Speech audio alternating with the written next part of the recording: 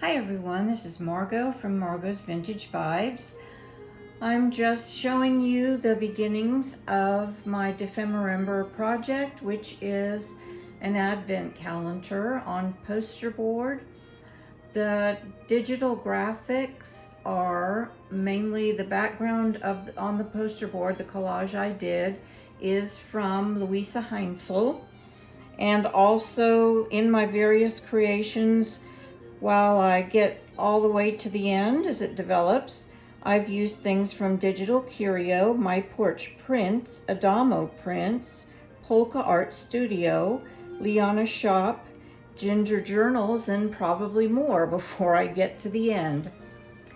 Anyway, I am just in a season where I'm loving Alice in Wonderland, and Luisa has created these awesome Christmas Alice in Wonderland digitals, and so I really wanted to take advantage of it. When I was scrolling through my digitals to even get an idea for the project, I found that I had downloaded these in August, which is way before any December ideas were floating around. So I would like to thank Luisa and everyone else who's joining in on this collaboration and fun project.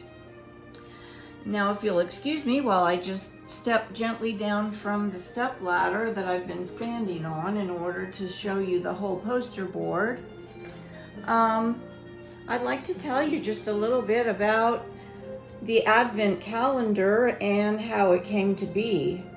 It originated in Germany. In the early 1800s, German Protestants began to mark the days of Advent by marking walls or doors with chalk. Later, the practice expanded into making a calendar out of wood, which became more and more intricate. The printed calendar started to be produced in the first decade of the 1900s. During the wartime and the Nazi governmental control, cardboard was rationed, and there was a ban on making the calendars. After the war, Richard Selmar from Stuttgart obtained a permit from the U.S. officials and began printing and selling Advent calendars again. His company has now been operating for over 70 years and is the most important producer of these calendars. In the 1950s, calendars filled with chocolates became popular, and today they are a global phenomenon appearing in countless variations. The counting down of days to Weihnachten remains at the heart of the Advent calendar's popularity. Now, let's go and look at some more detailed things that I've done for days 1 and 2. I made these cards, which are 4 by 8 when they're open, and they're going to remain detached until I get all the 24 or 25 cards on here so that I get the math right between the spacing. Anyway, we'll start here with number 1. Fluff, mason jars, and the hedgehog were the prompts for that one. So I put tulle all around the number 1 underneath for the fluff part. And then when you open it up, again, these are Luise Heinzl's digitals from the Alice and Christmas digital selection. So you have the Mad Hatter in a mason jar, and then originally the Cheshire Cat was in this mason jar right here, but I decided to go ahead and put Mr. Hedgehog inside the mason jar. Sorry, Barbara, I hated to do it, but couldn't think of anything else on the fly. Then I took some acetate and covered it so that it looks like glass. The cap on the mason jar is made with really vintage foil Christmas wrapping paper. It was very fragile, and I got a whole pile of it out of the attic from my husband's grandmother. So I decided this is just the project. I need to use this vintage wrapping paper. Mr. Hedgehog slides into this pocket here with Alice and the bird flying. And then there's the flamingo over here too, hiding. Now for day 2, which is today, which was splatters and giraffe and remind me of the other one. Oh yeah, splatters, giraffe, and playing card. That's it. Okay, now I got it.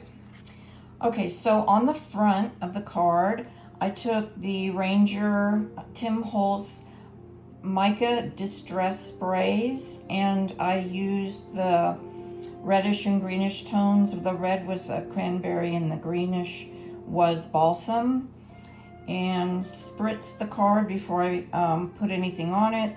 And then once I got the wreath and the number on there, I thought, oh, I need some more splatters. So we just did up the whole thing. The inking around the edge is Candied Apple Distress Oxide. When you flip it open, I just decided that I wanted to carry the blue through from day number 1, which was in the mason jars here. So I did a Mr. Mad Hatter's pocket watch. And when you flip that over, behind, I was just having fun and creating stuff. And when I was creating stuff, I made what came out to be looking like a honeycomb. I took bubble wrap and I used the Amber Distress pad, and I smeared it all over, and then I pushed it down on the paper, and voila, I had a honeycomb for bees, I think.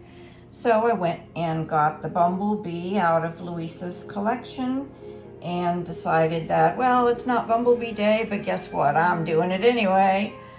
Then we go to Mr. Giraffe and playing card, and that was just a very simple blue job on top of some playing cards that I found, and I thought they were really cute because I think the little girl probably looks a lot like Alice would have looked.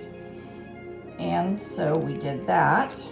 And then on the back of the little boy card, voila, we have another Alice tiny little playing card, which is a die cut from the Stamperia collection that I purchased some time ago in my Alice loving moments. Then at the very top, I decided, you know what, giraffes eat leaves off of trees. And I found this lovely paper and thought, well, you know, I'm just going to put Mr. Giraffe right up there in the leaves in the trees so he can have a feast. And then G for giraffe, I just stuck the sticker on and toned the white down again with the Amber Distress ink pad. Well, thank you so much for sharing and looking at my creations today. I hope you enjoy it, and we'll see you all tomorrow. Bye-bye now.